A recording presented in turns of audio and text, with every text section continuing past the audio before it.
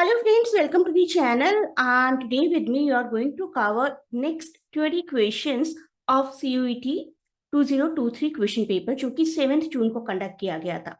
7 जून और 24 जून दो शिफ्ट्स में पेपर कंडक्ट हुआ था, 2 बार कंडक्ट किया गया था। इस बार paper this happen for the first time. पहले हम 7 जून वाला पेपर कर रहे हैं, इसके बाद हम 24 जून का पेपर भी कवर करेंगे। आपको एक पूरा गेस वर्क मिल जाएगा कि किस तरीके के क्वेश्चंस आ सकते हैं एग्जाम में।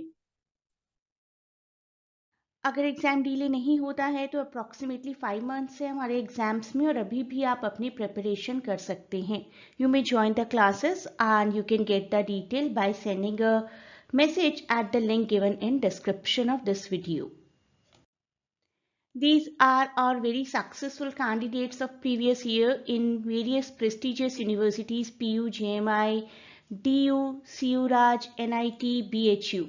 बहुत सी यूनिवर्सिटीज़ में बहुत स्टूडेंट्स का एडमिशन हुआ है, and you can also opt for these dream universities. 20 questions हम कर चुके थे प्रीवियस वीडियो में। आज क्वेश्चन नंबर 21 से शुरुआत करेंगे। मैंने रीडिंग पैसेजेस को स्किप किया है and I will take reading passages separately. Choose the correct statement. The president is the ex officio chairman of National Development Council NDC.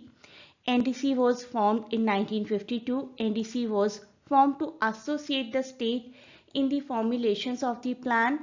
Function of NDC was also to review security of borders of India.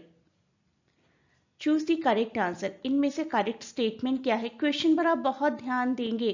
कई बार होता है कि choose the incorrect statement, और हम सब कुछ आते हुए भी क्वेश्चन को गलत कर देते हैं। आप में से कई लोगों ने ऐसा किया होगा कभी ना कभी, may be during your normal practice और ड्यूरिंग सम एग्जाम, और बाद में सोचा होगा ये क्या कर दिया। तो ऐसा नहीं होना चाहिए। यहाँ पर हमारा ऑप्शन 2 यानी कि B and C राइट हैं। Yes, NDC was formed in 1952 and NDC was formed to associate the states in the formulations of plan. National Development Council is presided over by Prime Minister of India and includes all union ministers, chief ministers of all the states, and administration of union territories UTs, and members of the Niti Aayog too. Prime Minister is the ex officio chairman of the NDC and it is called National Development Council. आपको full form याद होनी चाहिए। It was set up to be precise on 6th August 1952 and the purpose was to strengthen and mobilize the effort and resource of the nation in support of 5 years plan. So option C और option B यहाँ पर बिल्कुल ठीक हैं। Question 22 given below are two statement. Statement के questions बहुत आए थे, इसीलिए मैं हमेशा कहती हूँ कि अब थोड़ा सब्जेक्टिव लेवल से प्रिपरेशन शुरू करिए। इस बार का एग्जाम देकर सबको ऐसा लगा कि ये एंट्रेंस का एग्जाम है या फिर UGC नेट का एग्जाम है, राइट। और धीरे धीरे कंपटीशन लेवल टफ होता ही जाएगा। A fuse wire in an electric circuit saves the circuit from getting overheated.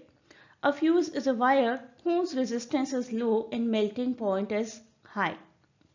Fuse एक common type circuit है, circuit breaker है that involves direct effect of Joule overheating. अब अगर आप में से किसी ने कभी साइंस पढ़ा हो तो ये वर्ड्स आप रिकॉल कर रहे होंगे। It is something the circuit breaks the direct effect of Joule overheating. As a high amount of current is passing, resistance of the fuse wire have to be large, due to which the heat produced will be high and it is broken down immediately. Hence, fuse wire is wire of a high resistance and low melting point.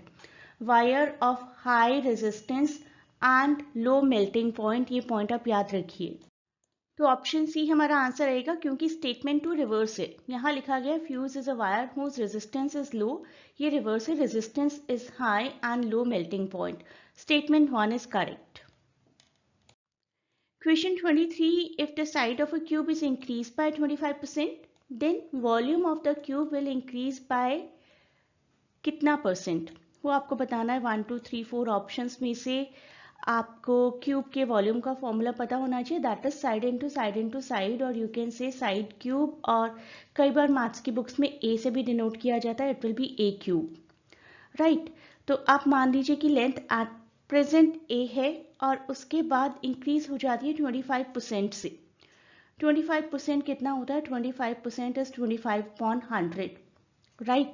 25/100 से increase हो जाएगी, ए already है और 25% से increase हो जाएगी, यानी कि it will become 25 into A upon 100। This is the increment of 25%।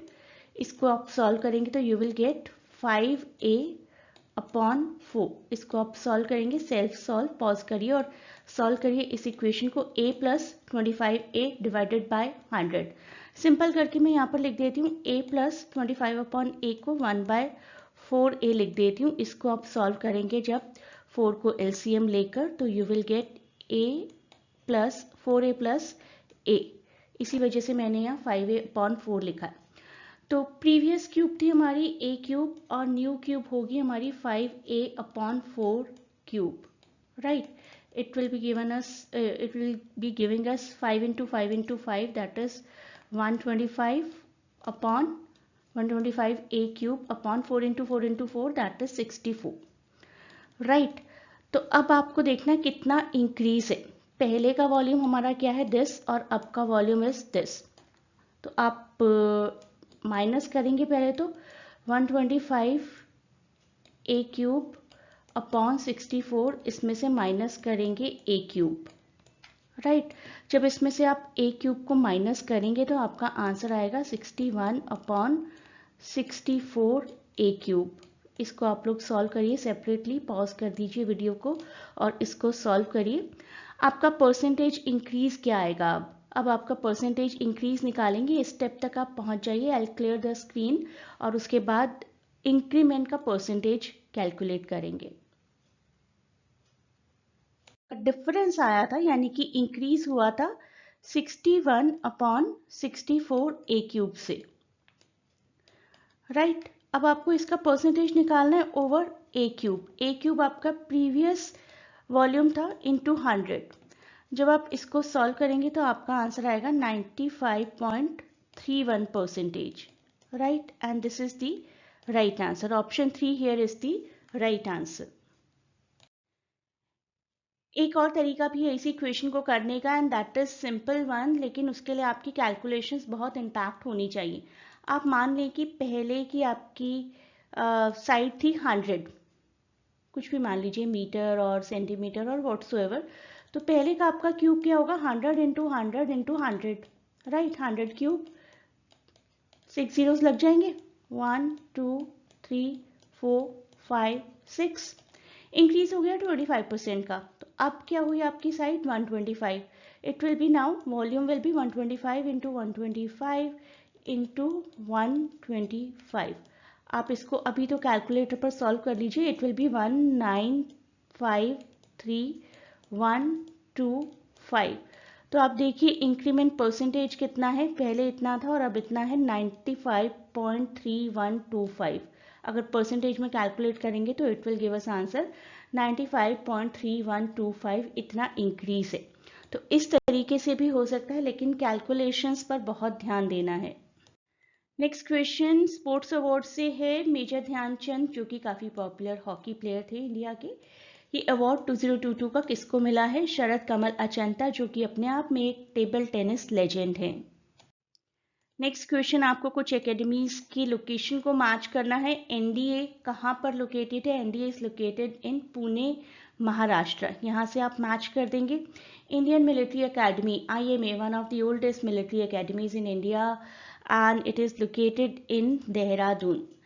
National Defense College located in New Delhi, and College of Defense Management is an Indian Defense Service training institution imparting management training to defense servant and located in Secunderabad. Option 2 here is the right answer. Next question 26. Lyric, tragedy, comedy, satire, इन सबको match करना है। Lyric is a short poem having single speaker who expresses a state of mind, and tragedy dramatic representation of serious actions. Comedy, fictional work in which materials are selected and managed in order to interest and amuse readers, खुश करने के लिए बनाया जाता है। and satire. Satire is the art of making subjects ridiculous and contemptible. Option 2 here is the right one. Next question is about Heat and Dust novel. Very famous writer Ruth Prawer Jhabvala has written it, और इनके लिखे हुए काफ़ी novels पर Indian movies बनी है और उसमें से बहुत सी मूवीज़ में शशि कपूर ने एक्टिंग की है. Next question about the technique telling and showing. Telling एक ऐसी टेक्निक होती है जिसमें सब कुछ काफ़ी डायरेक्टली बता दिया जाता है by the writer, and showing is कि it is left to the interpretation of the readers and some hint about the characters is given. तो यहाँ पर स्टेटमेंट 1 और 2 बोथ करेक्ट होंगी. एक बार पढ़ लेते हैं. Telling is a way of characterisation in which the author intervenes in order to describe and evaluate the motive and disposition of the character. Author बड़ी ही क्लियर क्रिस्प लैंग्वेज यूज करते हैं अपने characters के बारे में, अपना व्यू पॉइंट हमें बताते हैं. Showing is a way of characterisation in which author merely presents the characters talking and interacting, leaving the reader to draw his or her own conclusion or inferences.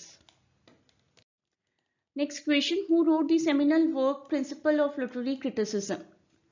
The correct answer here is I.E. Richards. I.E. Richards wrote it in 1924. Year भी आप याद रखिए, and developed a very close reason theory of the mind's response to rhythm and meter in a poetry. It was the text that established his reputation. Basically, the reputation of I.A. Richards was based upon this text, and he is very well known for new criticism too. Question 30. Which of the following plays an important role in translation? Country, culture, tradition, or people? The correct answer here is culture. Translation जब किसी topic की, किसी भी short story की, poetry की, fiction की translation होती है तो एक पर्टिकुलर कंट्री के कल्चर को बहुत ज़्यादा ध्यान में रखा जाता है. Culture should be translated in such a way that it does not hurt the sentimentalities of the people for whom it is being translated. So translation has played a very important role to understand the literature and culture of different languages. Question 31. Some writings and some writers, और ये मैं हमेशा से कहती हूँ कि authorship का हमेशा ध्यान रखिए. Christopher Marlowe, Ben Jonson, William Shakespeare, love labour's lost, Edward two Endymion and Volpone. List 2 से शुरुआत करते हैं. Love labour's lost one of William Shakespeare's early comedies, लिखी गई थी लगभग मिड 1590s में. तो आप लोग एक एक पॉइंट को नोट करिए. 1590s में भी आपको नेक्स्ट टाइम शेक्सपियर का क्रोनोलॉजिकल ऑर्डर आ जाए, राइट.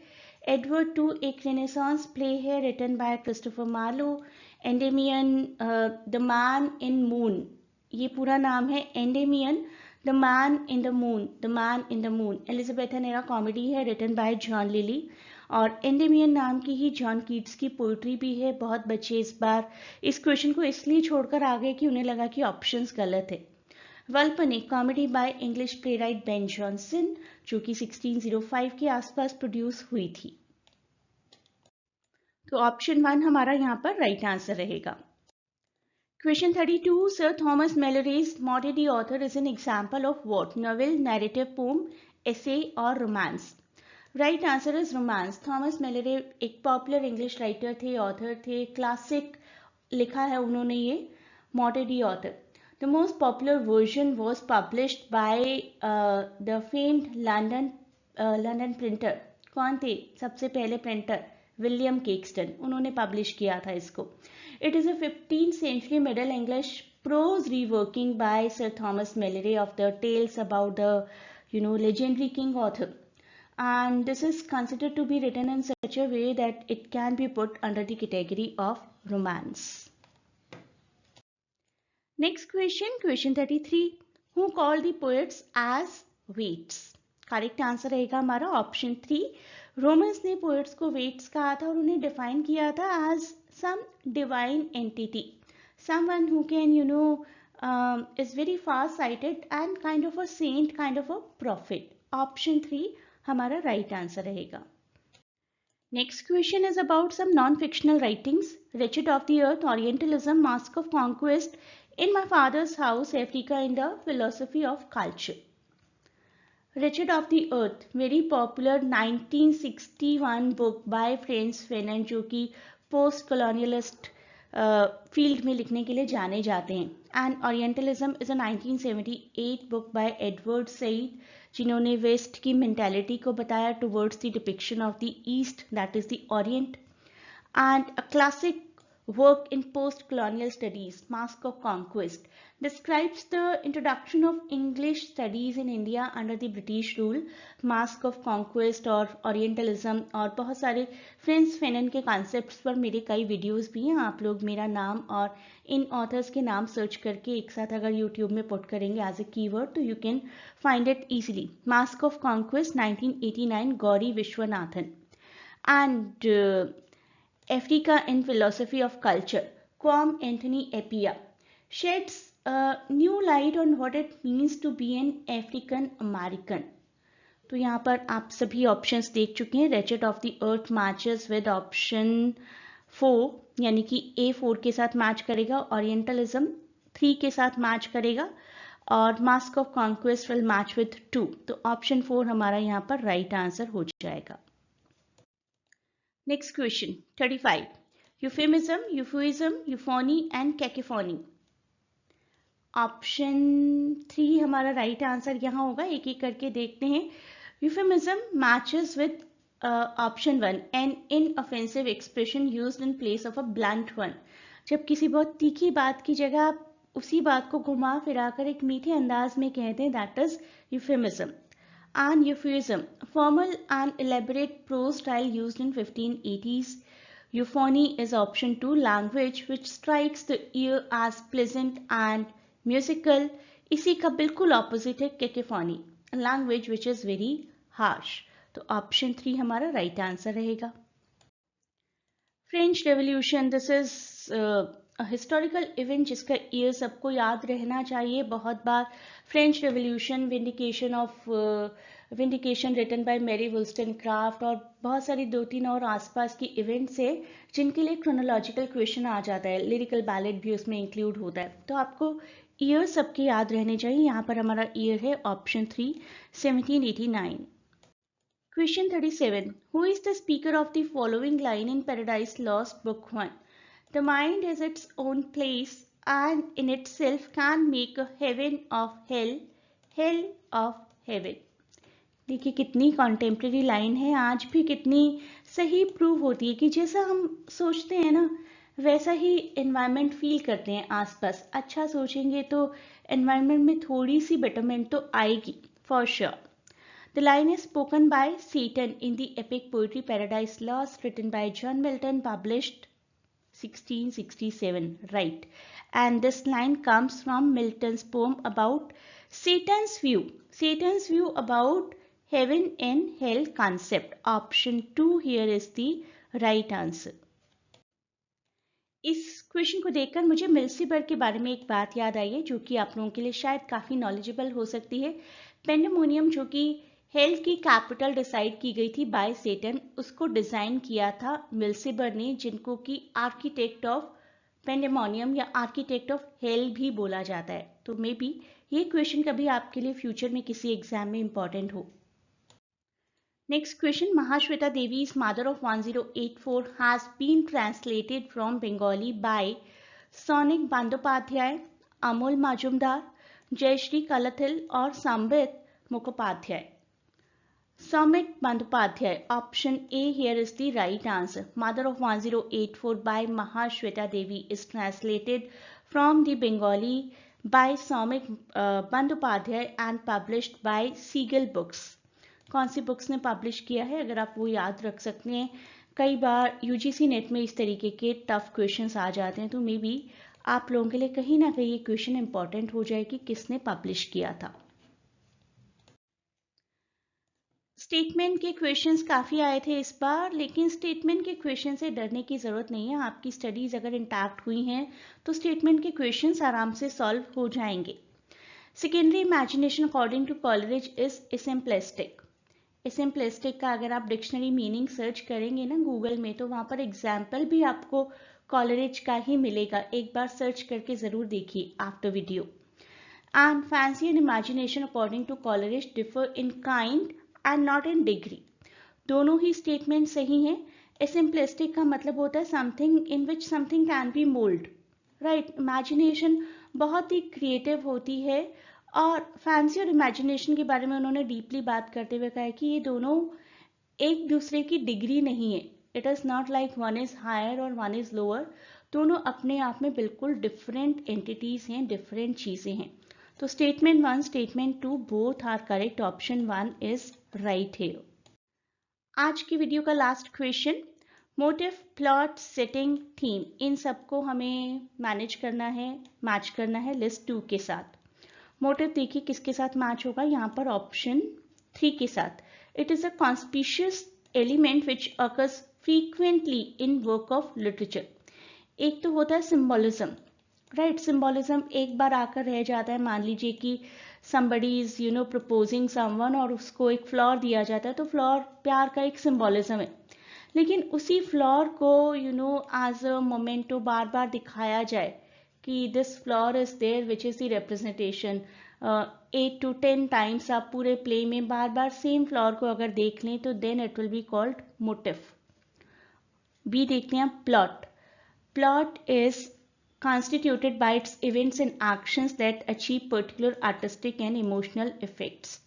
Option C, setting.